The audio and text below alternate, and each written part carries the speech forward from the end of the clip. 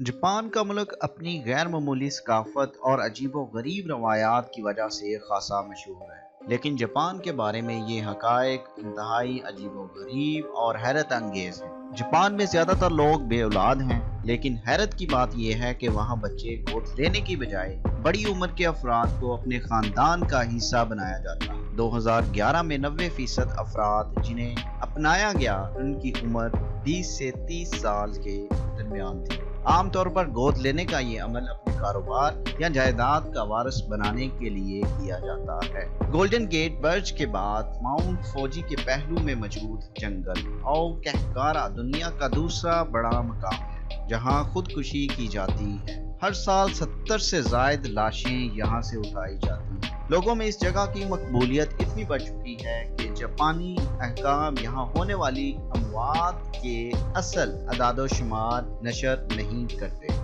Japan के नागोरो नामी गांव में रहायशियों की तादाद सिर्फ 390 है, जिनमें से 350 बेजान गुड़िया हैं और असल जिंदा अफराद की तादाद 40 है। एक फनकारियां गुड़िया मरने वालों या उस जगह से चले जाने वालों की याद में बनाता है। गंगोरो नामी रवायात जापान में पाई जाने वाली नई रवायतों में से एक है, जिसमें औरतें अपने बाल सफेद रंग के चेहरे पर काला मेकअप कर लेती हैं। ये रवाज दरअसल गोरे रंग और काले बालों पर मबनी हुस्न के रवायती मेयार के खिलाफ एहतजाज है। दुनिया की सबसे ज्यादा इस्तेमाल होने वाली रेलवे लाइन टोकाइडो शिनकानसेन की आमद में ज्यादा से ज्यादा आधा मिनट ताखीर हो सकती है। अगर ट्रेन 5 मिनट ताखीर से पहुंचे तो रेलवे कंपनी मुसाफिरों को ताखीर के सबूत के साथ सर्टिफिकेट फराहम करती है, और अगर ट्रेन सिर्फ आधा घंटा भी ताखीर से पहुंचे तो अखबार इस खबर से भर जाते हैं। जापान में तकरीबन 22 मिलियन पालतू जानवर मौजूद हैं, लेकिन पूरे जापान में 15 साल से छोटे बच्चों की आबादी सिर्फ 16.6 मिलियन ही है।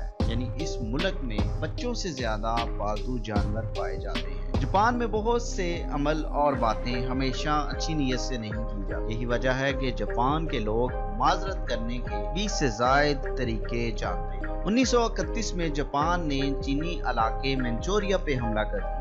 ये हमला जापान के ज़ेरे कंट्रोल रेलवे लाइन के करीब होने वाले धमाकों के बाद किया गया। चीनी फौजी जापानी सिपाहियों का मुकाबला न कर सके और जापान ने कई चीनी इलाकों को अपने कब्जे में ले लिया। जापान ने चीन पर अपनी गिरफ्त मजबूत कर ली, जबकि चीन कम्युनिस्टों और कौम परस्तों की खाना जंगी में उलझा हुआ था। चीन के कौम परस्त रहनुमा चियांग काई शिक ने नानजिंग को दारुल हुकूमत करार दिया। बहुत से जापानियों को लगता है कि चीन में जापान की ज्यादतियों को वहाँ की दरसी किताबों में बढ़ा चढ़ा कर पेश किया गया। अगरचे ये एक तारीखी हकीकत है कि 1931 में जापान ने बड़ी जारहियत के साथ चीन के मंचूरिया पर कब्जा किया।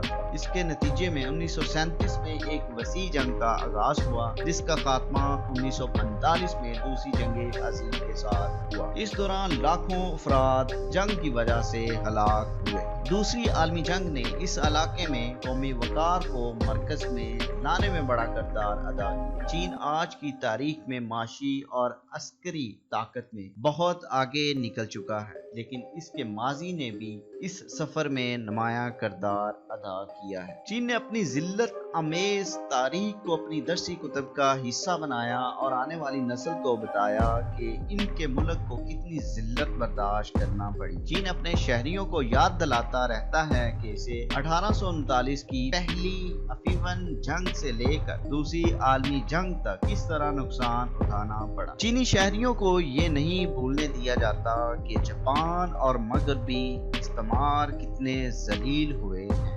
2014 में चीन ने 13 दिसंबर को नानजिंग में हलाक होने वालों की याद में हर साल छुट्टी का ऐलान किया और जापान से नानजिंग कत्लेआम पर माफी मांगने का भी मुतालबा किया। चीन ने कहा था कि जापानी वजीर आजम शिंजो आबे को नानजिंग मेमोरियल बिल्डिंग में आकर माफी मांगनी चाहिए, जबकि यूनेस्को ने नानजिंग कत्लेआम से मुतल्लिक दस्तावेजात को आलमी रिकॉर्ड के तौर पर महफूज करने का फैसला किया तो जापान ने सख्त एतराज किया और यूनेस्को की फंडिंग रोक दी। जापान को उभरते सूरज की सरजमीन कहा जाता है। इसकी वजह यह है कि सबसे पहले दिन का आगाज जापान में होता है। सनती तरक्की के मैदान में भी जापान को उभरते सूरज की हैसियत مقبولیت حاصل ہے۔ جاپان صنعتی لحاظ سے ایک انتہائی ترقی یافتہ ملک ہے جہاں بے شمار بڑے کارخانے قائم ہیں۔ ان کارخانوں میں لاکھوں افراد کام کر رہے ہیں۔ یہ کارخانے زیادہ تر خودکار آلات سے لیس ہیں، جن میں موٹر سائیکلیں، بڑے بڑے بحری جہاز، بجلی پیدا کرنے والے جنریٹر،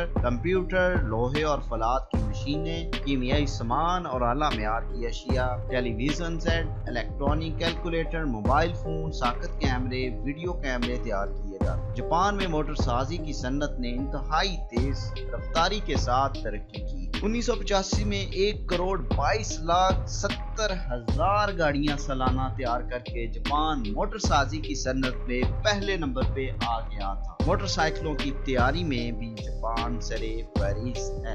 1959 سے جاپان بحری جہاز تیار کرنے والا دنیا کا سب سے بڑا ملک ہے۔ 1981 میں جاپان نے دنیا کا سب سے بڑا بحری جہاز سی وائس جائنٹ تیار کیا، جس کا وزن 5,64,763 ٹن تھا۔ جدید صنعت میں استعمال ہونے والے کیمیائی خام مال کی تیاری میں جاپان کا شمار دنیا کی صف اول کے ممالک میں ہوتا ہے۔ دوسری جنگ عظیم تک جاپان کا یہ حال تھا کہ میڈ ان جاپان کا لفظ جس سامان پر لکھا ہوا ہو، اس کے متعلق پیشگی طور پر سمجھ لیا جاتا تھا کہ یہ سستا اور ناقابل اعتماد ہوگا۔ جاپانی سامان کی تصاویر اتنی گھٹیا تھی کہ مغربی ممالک کے تاجر جاپانی ساخت کا سامان اپنی دکان پر رکھنا ہی تک سمجھتے تھے۔ پھر صرف 40 سال کے اندر جاپان نے کس طرح ایسی انقلابی ترقی حاصل کی۔ ایک امریکی اسکالر ولیم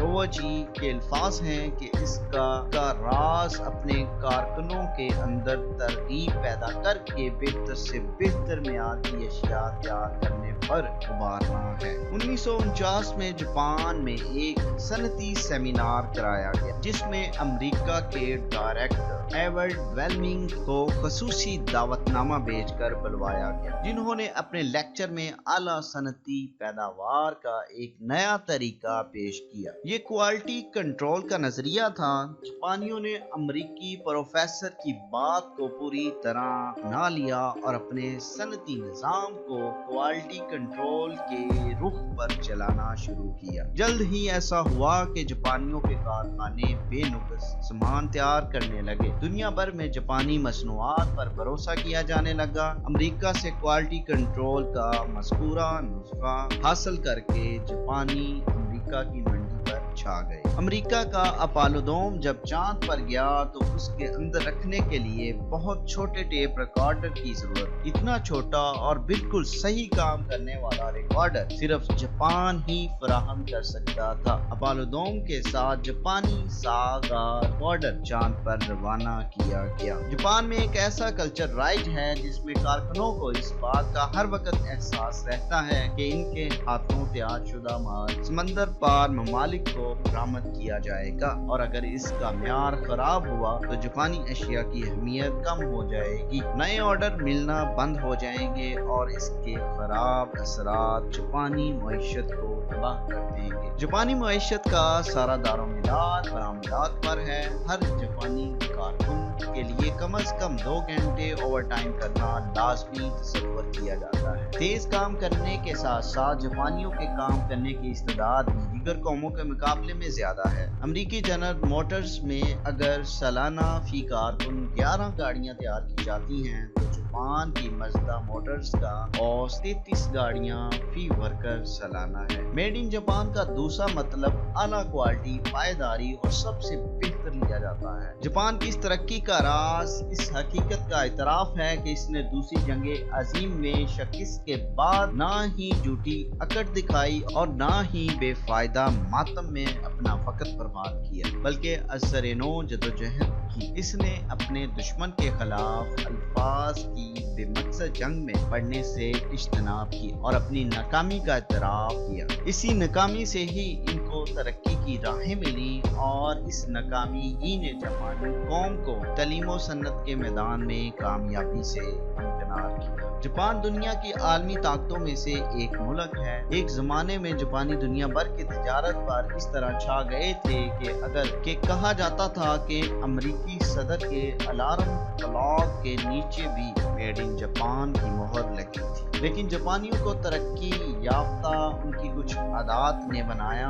जापानी अक़वाम आलम में सरे फरिश्त कैसे बनी, ये 10 हक़ाइक़ आपको वजह बताए। जापान में पहली जमात से छठी जमात तक बच्चों को अखलाकियात का मज़मून पढ़ाया जाता है, जिसमें इन्हें रोज़मर्रा के मामलात और लोगों के साथ बर्ताव की अखलाकियात के बारे में समझाया और बताया जाता। वहाँ पहली से तीसरी जमात तक बच्चों को फेल करने का कोई तसव्वुर नहीं है। जापान में ये तसव्वुर किया जाता है कि इन छोटे बच्चों की तालीम का मकसद उनकी तरबियत और इनकी शख्सियत की तामीर है, उनको तलकीन करना और रवायती तालीम देना नहीं। जापानी दुनिया की अमीर तरीन कौमों में शुमार होते हैं, मगर इनके घर में काम काज के लिए नौकरों का कोई तसव्वुर नहीं पाया जाता। घर में रहने वाले तमाम अफराद घर के जिम्मेदार होते हैं। जापानी बच्चे रोजाना अपने असातिज़ा के साथ मिलकर अपने स्कूल की झाड़ पोंछ और सफाई सुथराई करते हैं। इस मशक का मकसद इन्हें इखलाकी और